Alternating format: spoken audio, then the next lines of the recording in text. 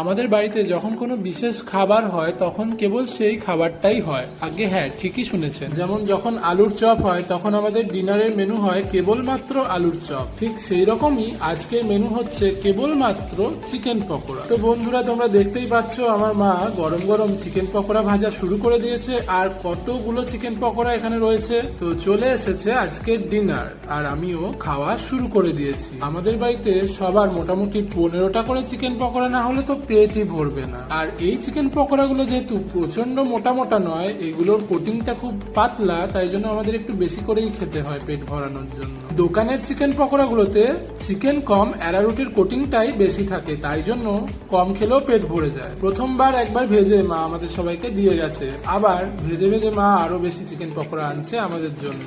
আর এই ধরনের ভালো কোনো খাবার হলে আমার ফ্যামিলি মেম্বার্সরা কিন্তু প্রচন্ড মন দিয়ে খায়, তখন কিন্তু খাবারের দিক থেকে তাদের চোখ সরে না। হ্যাঁ, মাঝে মধ্যে চোখ সরে বটে, কিন্তু সেটা কার পাতে কটা পড়লো সেইটা দেখার জন্য। অন্যজন আমার চেয়ে বেশি পেয়ে গেল না তো, এইটাই হয় মূল কনসার্ন। যাই হোক, তোমরা কারা কারা চিকেন পকোড়া খেতে ভালোবাসো অবশ্যই কমেন্ট করে জানিও।